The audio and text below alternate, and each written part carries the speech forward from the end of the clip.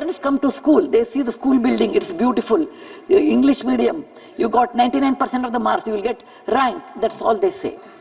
But do any parent will say, is there any counselor there?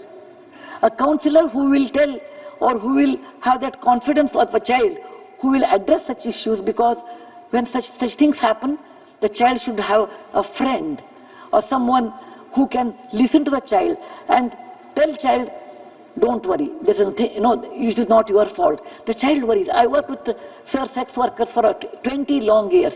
Every sex worker used to come and cry and tell, oh, this happened to me when I was a child. And then it happened, the life changed, etc. They wanted only one word, that is, it is not your fault, you don't worry. That's Santvana word, that is an assurance of saying that it is not your fault, the child wants that. And that can be given by mother at home, or a teacher, or a counselor. And this counselor should not be like 2,000 students and there will be one counselor. No, that is not correct. It is, you should find out by statistics how many children require one counselor, and they should be compulsory. If the counselors are not there in that school, I request government should cancel the registration of that school, because it is very important. Both young boys and girls should be very safe in their childhood, and they should enjoy childhood without any such bad incident which will mar their mind. Number 2, parents should be also sensitized. Parents always look at the competition and get the marks, get into IIT or get into this and that. No, if the child is mentally not well, if the child is scared, if the child may function in the school, but the child is not happy inside and there is so much anxiety in the child, then it is not worth what college admission you get. Make the child first mentally healthy. So, parents should be called in admission time and they should be part of this counseling. No, in case it happens, first of all, we should take care.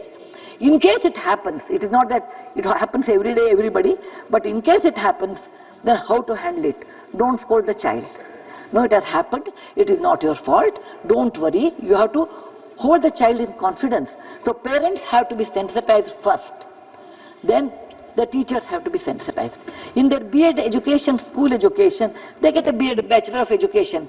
It is only physics, chemistry, creative art, etc. No. POSCO should be part of the Bachelor of Education. It is a must. The children should know the unusual behavior of the child in the school. Urinating in the class. No, they urinate in the class sometimes. They may be 7, 8 years old girls. And why it happens? Why the child is not smiling today? A child, teacher is paid only not for the education, even to the behavior of the child it happens. That teacher should take the child and talk to the child. And if she is not able to solve this one, they should go to the counselor along with the parents, making doubly sure that nothing is wrong with you. It just happened and it will not happen again. That assurance should be given. So parents have to be sensitized. In a B.Ed education, this education, you should have this course for the teacher.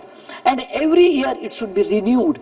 Not that in 1975 I had a B.Ed with part of it, the sexology I learned, and then I'll keep quiet the rest of my time. No. Every year it has to be renewed because there are new methods have come. New way of convincing has come. Third one is, NEP 2020 has mandated social economical condition of the child should be very good, but NCF 2023 textbook gives a chapter on good touch and bad touch and adolescent grade 7.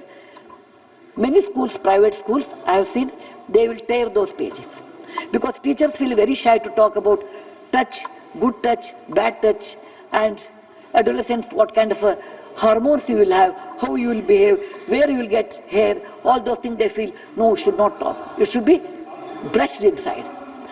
And because of this tearing of the pages, children will not learn.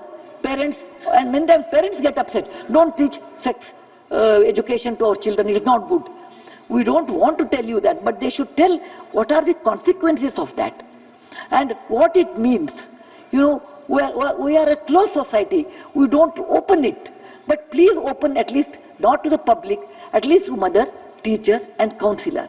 This is a must actually. Next one is, this is When child is molested, it is not only mother's or the teacher's zone, or there are instances, maybe 60% of the instances, where you leave the child with a male member like your security guard, like your driver or your cook. They are taken on a contract basis without verification. They should be sensitized in their organization. Look, if you do all these things, for any touch, for every touch there is a kind of a penalty, not penalty, a kind of a jail term is there. And that should be taught to them. Look, if you misbehave, these are the things.